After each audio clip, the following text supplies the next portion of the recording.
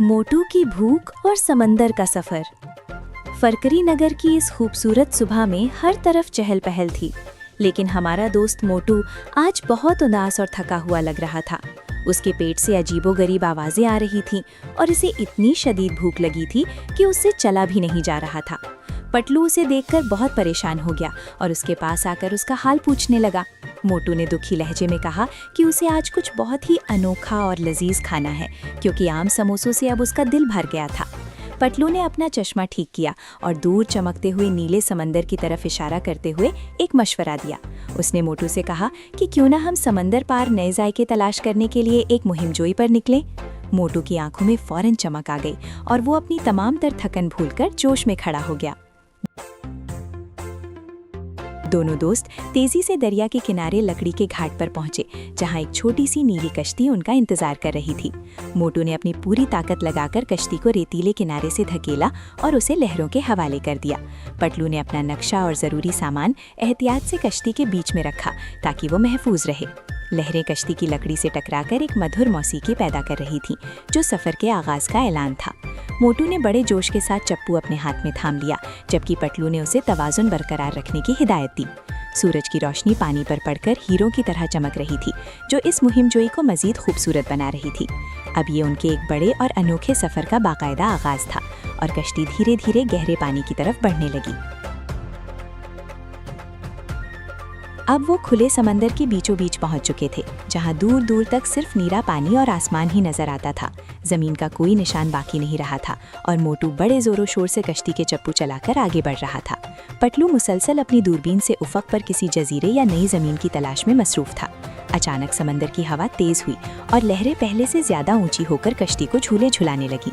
मोटू की हिम्मत थोड़ी सी जवाब देने लगी थी, क्योंकि खाली पेट इतनी मेहनत करना उसके लिए मुश्किल हो रहा था। पटलू ने उसे हौसला दिया और कहा कि हम अपनी मंजिल के बहुत करीब हैं, बस थोड़ी सी मेहनत और बाकी है। रंग बिरंगी मछलियां कश्ती के गिर्द उछल कूद कर रही थीं, जैसे वो इन नए मुसाफिरों का स्वागत कर रही हों। समंदर का नज़ारा जितना खूबसूरत था, उतना ही पुरअसरार भी लग रहा था, मगर दोनों के हौसले बुलंद थे। अचानक पटलू खुशी से झूम उठा और जोश में एक तरफ इशारा करते हुए मोटू को पुकारने लगा। दूर एक छोटा सा हरा जजीरा बादलों के दरमियान से उभरा, जो किसी जादुई ख्वाब की दुनिया जैसा लग रहा था। मोटू ने जैसे ही इस हरियाली को देखा, उसकी सारी भूख और थकन एक पल में गायब हो गई। वहाँ के दरख्त बहुत ही अजीब और चमकदार रंगों के थे, जो दूर से ही अपनी तरफ खींच रहे थे। ऐसा लग रहा था जैसे वो जजीरा खास तौर पर खाने पीने की अनोखी चीज़ों से ही भरा हुआ है। पटलू ने फख्र से कहा कि मेरा अंदाज़ा और नक्शा बिल्कुल सही साबित हुआ है और हम सही जगह पहुँचे हैं। मोटू ने खुशी में कश्ती की रफ्तार दुगनी कर दी और चप्पू इतनी तेजी से चलाए कि पानी उड़ने लगा। लहरें अब उन्हें खुद ब खुद इस पुरअसरार जजीरे के साहिल की तरफ ले जा रही थीं, जैसे कोई जादू हो। दोनों के दिल धक धक कर रहे थे कि इस अनजान जगह पर उनके लिए क्या अनोखा इंतजार कर रहा होगा। कश्ती एक हल्के से झटके के साथ जजीरे की चमकदार सुनहरी रेत पर आकर रुक गई। मोटू ने एक लम्हा भी ज़ाय किए बगैर पानी में छलांग लगा दी और दौड़ता हुआ खुश्की पर पहुंच गया। वो सुनहरी रेत पर लेट गया और खुशी से नाचने लगा, क्योंकि उसे मिट्टी की खुशबू बहुत पसंद आई थी। पटलू ने एहतियात से कश्ती को एक मजबूत दरख्त के साथ बांध दिया, ताकि लहरें उसे वापस न ले जाएं।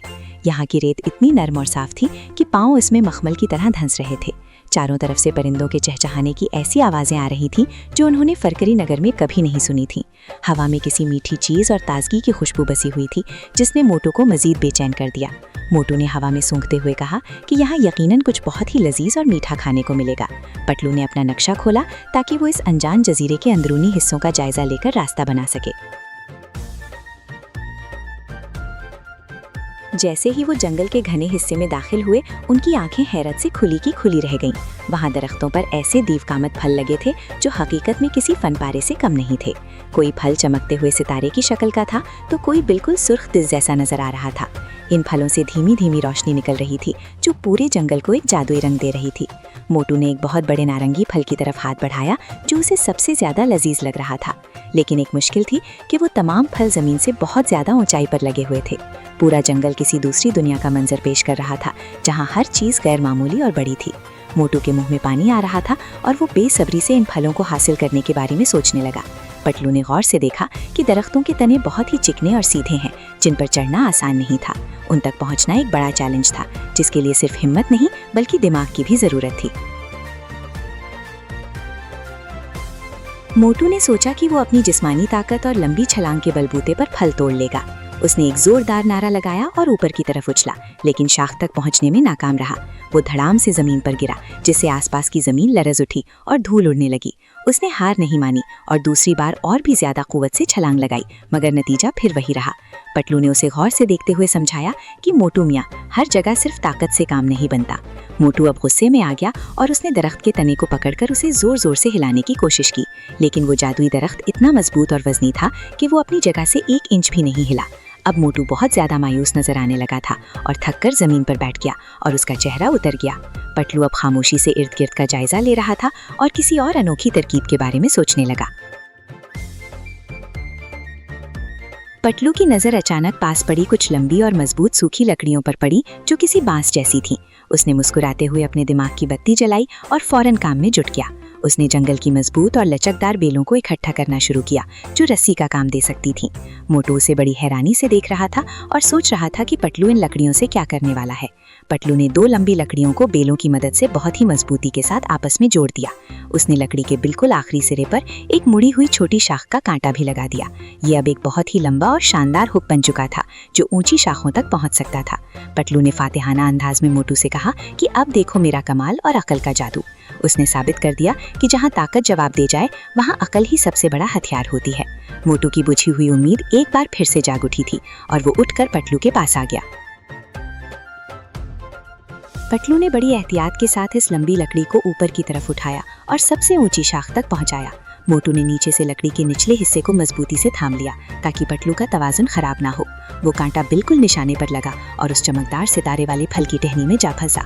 पटलू ने धीरे से अपनी तरफ खींचना शुरू किया तो दरख्त की लचकदार शाख नीचे की तरफ झुकने लगी। वो जादुई फल अब शाख से अलग होने के बिल्कुल करीब पहुंच चुका था और उसकी रोशनी तेज हो गई। मोटू की सांसें थम गई थी और वो गर्दन ऊपर किए टिकटिकी बांधकर इस मंजर को देख रहा था। पूरे जंगल में एक अजीब सी खामोशी छा गई थी, जैसे परिंदे भी उसका इंतजार कर रहे हों। अचानक एक हल्की सी तड़कने की आवाज आई और वो फल अपनी शाख से मुकम्मल तौर पर अलग हो गया। वो हवा में कलाबाजियां खाता हुआ तेजी से नीचे की तरफ आने लगा और पटलू की तरकीब कामयाब हो गई। मोटू ने अपनी दोनों बाहें फैला दी और बिल्कुल सही पोजीशन ली ताकि फल जमीन पर गिरकर खराब ना हो। जैसे ही वो वजनी और चमकदार फल उसके हाथों में आया, वो खुशी से उछल पड़ा और उसे सीने से लगा लिया। वो फल इतना बड़ा और गोल मटोल था कि मोटू का आधा जिस्म उसके पीछे मुकम्मल तौर पर छिप गया था। उसकी खुशबू इतनी लाजवाब और मीठी थी कि पूरे इलाके में फैल गई और सबको मुअत्तर कर दिया। पटलू ने हंसते हुए मोटू को इस शानदार कैच पर मुबारकबाद दी और उसे प्यार से सराहा। मोटू के चेहरे पर ऐसी फातिहाना खुशी थी जैसे उसे दुनिया का सबसे बड़ा खजाना मिल गया हो। उन्होंने बारी बारी इसी तरकीब से और भी बहुत से रंग बिरंगे फल दरख्तों से तोड़ लिए। अब उनके पास खाने पीने का ढेरों सामान जमा हो गया था, जो उनकी जरूरत से भी ज्यादा था। मोटू की मेहनत और पटलू की अकल ने मिलकर आज एक नामुमकिन काम को मुमकिन बना दिया था।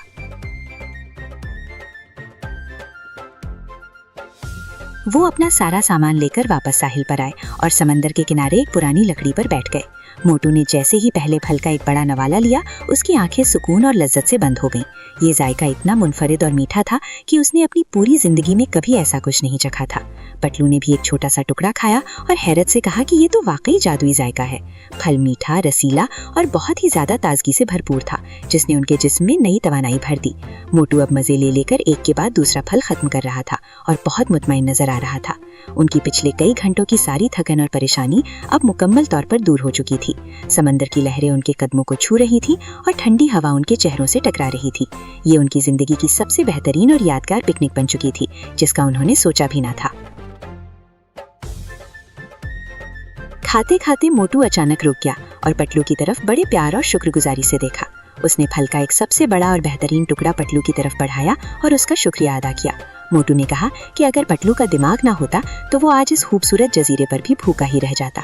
पटलू ने मुस्कुराकर जवाब दिया कि दोस्ती का यही तो मतलब है कि एक की ताकत और दूसरे की अकल मिलकर काम आए। दोनों के बीच मोहब्बत और एतमाद का रिश्ता इस मुहिम जोई के बाद और भी गहरा और मजबूत हो गया। उन्होंने एक दूसरे के साथ पुराने किस्से और अपनी शरारतें शेयर की, जिन पर वो खूब हंसे। हंसी और कहकहों की आवाज़ों से सारा खामोश साहिल गूंज उठा था और परिंदे भी जैसे शरीक थे। सच्ची दोस्ती ही इंसान की सबसे बड़ी दौलत होती है और आज उन्हें इस बात का अमली एहसास हुआ। मोटू को समझ आ गया कि खाना अकेले खाने में वो मज़ा नहीं जो अपने बेहतरीन दोस्त के साथ बांटकर खाने में है। अब सूरज ढलना शुरू हो गया था और आसमान के रंग नारंगी और सुनहरी रंगों में बदल रहे थे। पटलू ने आसमान की तरफ देखकर कहा कि अब हमें अंधेरा होने से पहले घर वापसी की तैयारी करनी चाहिए। उन्होंने तमाम बचे हुए जादुई फल एहतियात से कश्ती के निचले हिस्से में भर लिए ताकि वो गिर न सके। कश्ती अब उन फलों के वजन से पानी में थोड़ी नीचे धंस गई थी, मगर ये खुशाइन बोझ था। मोटू ने एक आखिरी बार जोर लगाया और कश्ती को लहरों के हवाले करके खुद उसमें सवार हो गया। उन्होंने इस खूबसूरत और जादुई जजीरे को आखिरी बार मुड़कर देखा जिसने उनकी प्यास और भूख बुझाई थी। ये जगह अब हमेशा उनके ख्वाबों और यादों में खास मकाम के तौर पर ताज़ा रहेगी। ठंडी हवा ने वापसी के सफर को और भी खुशगवार बना दिया था और लहरें भी उनका साथ दे रही थी। मोटू अब बहुत पुरसुकून था और कश्ती के एक कोने में आराम से बैठकर समंदर को देखने लगा।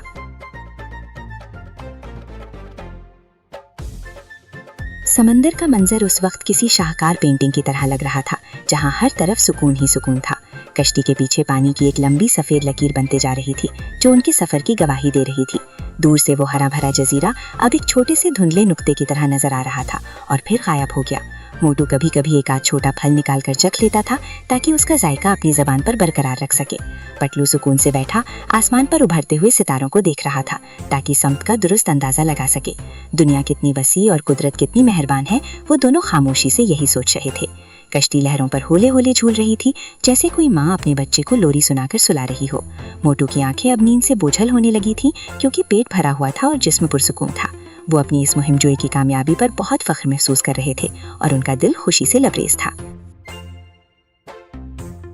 आखिरकार वो तवील सफर तय करने के बाद वापस अपने प्यारे शहर फरकरी नगर के घाट पर पहुंच गए। वहां के लोग उनका इस्तकबाल करने और उनके इस अनोखे सफर की कहानियां सुनने के लिए बेताब थे।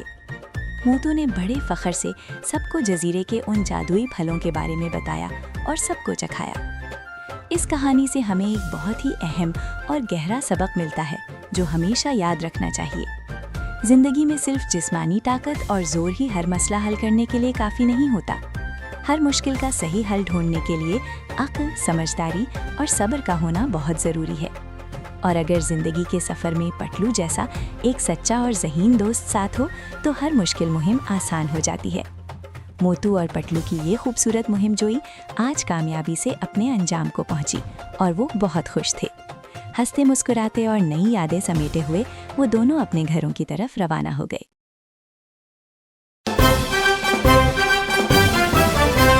चली कश्ती समंदर में चले मुँह तो पटलो, बड़े जोरों शोर से चले मुँह तो पटलो। पेट में लगी है आग, भूख का है राज, नए खाने की तलाश, जीतेंगे ये आज। मौतों की भूख और समंदर का सफर, मौतों की भूख और समंदर का सफर।